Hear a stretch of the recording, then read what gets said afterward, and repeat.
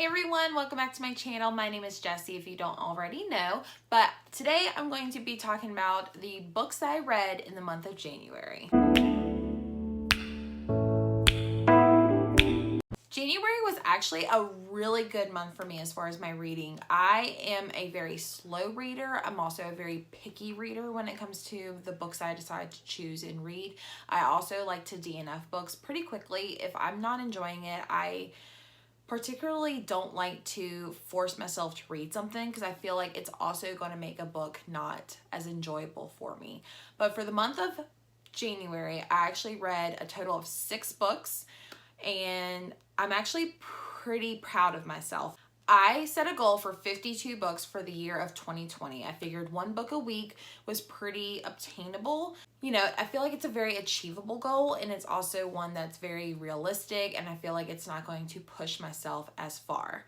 So without further ado, let's go ahead and get to the month of January and all the books I read for this year. The first book that I completed is The Sweetest Kind of Poison by Katie Wismer, who is also a booktuber here on YouTube. I will link her channel down below in case you're curious. This is about a collection of poetry about a breakup in a pretty abusive relationship. I really loved most of the poetry in here. I ended up giving it 5 stars. I feel like this is a good one that I feel like everyone should read, and I really connected with some of the poems personally. The next book that I want to talk about is a pretty popular one that's been going around. It is The Wives by Taryn Fisher. I originally started this, I believe, in December, but I ended up putting it down just for a little bit because I wasn't enjoying it as much as I wanted to, and I think it's just because it was getting a lot of hype. I would say this was a pretty good thriller. I wasn't a huge fan of the ending in my personal opinion, but this is about a woman, we can call her Thursday just because I think that is what she's referenced to. But she is married to a polygamist who has 2 other wives. Their names are Monday and Tuesday.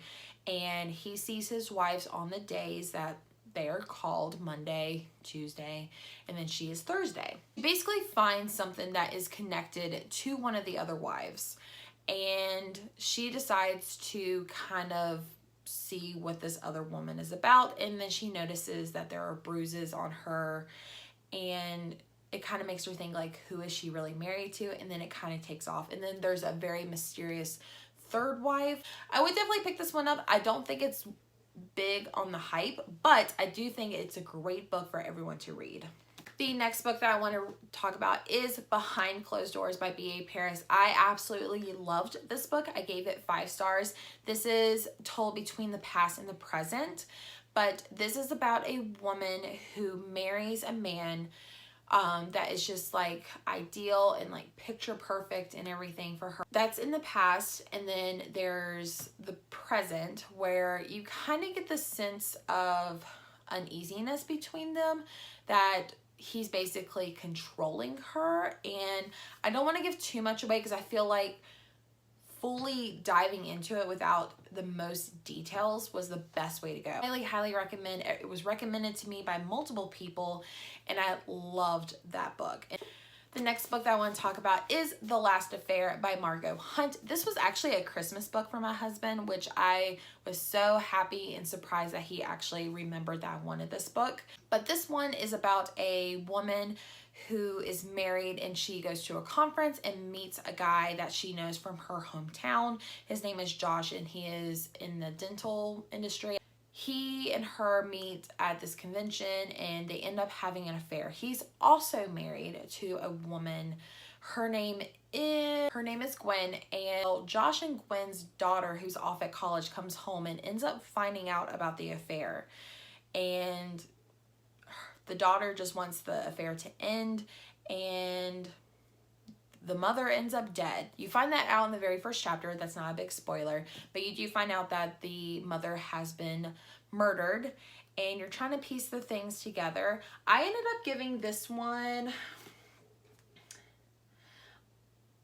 I wrote down 3 stars, but I really think this is more of a 2.5 star, just because I found most of the characters so aggravating and annoying, and their intentions and reactions to what's happening in the story was just really irritating to read about. Honestly, the 2 people that I actually enjoyed reading was Josh and Nora, who is the other, who is the mistress, I guess you can say.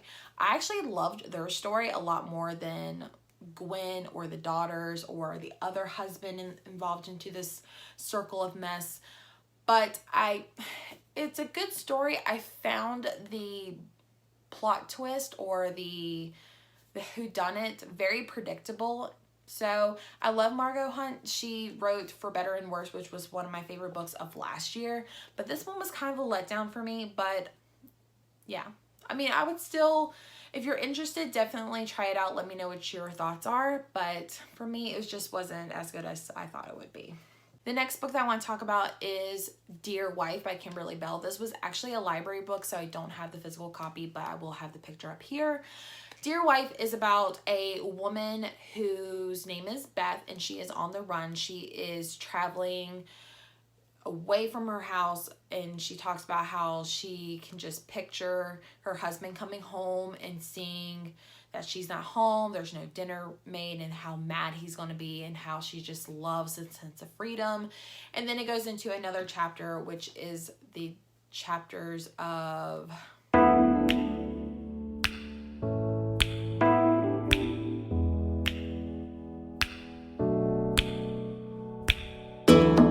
last and final book that I want to talk about is Where the Crawdads Sing by Delilah Owens. This is actually a book that I'm borrowing from my friend Rachel. She read this book and just highly recommended it, so I told her I would give it a try. This is a little bit more of a historical mystery in a way. It's about a woman named, or a girl named Kaya. Both of her parents have abandoned her, and she lives in the swamp down in the south, and you know, she's kind of had such a hard life, and she has these two people enter her lives through different stages. Their names are Tate and Chase. Tate is definitely my favorite out of the two. He teaches her how to read and how to, you know, just, there's a deep connection between the two. And then there's this Chase. I'm not going to get into that because I don't want to give any spoilers away, but there is a big traumatic event that happens towards the end of the book that just really sets me off. I do think this was a good book. I gave it 3 stars just because this is not particularly my taste of a book that I would want to read. But I do think if you are into like not as much of like thrillers like I am, I do think this is an emotional book that will definitely stick with you a little bit. Alright guys, so that is all of the books that I read for the month of January. Just to kind of recap, I gave 2 5 stars, 1 4 star, 3 3 stars, and 2 2 stars. So I feel like this was a good solid beginning of the year, and so I'm really curious how February is going to go. I'm trying to stay on track and get all these books read so I can meet my goal and have more to talk about. Don't forget to subscribe for more videos. I try to post at least 1 video a week. Hit that thumbs up because it does show a lot of support for my channel. And also, if you want to see more things, check out my Instagram. It's at readingwithjess_. Follow me there if you want to see more post reviews and also a little bit of stories on there. And I will see you guys next time. Bye.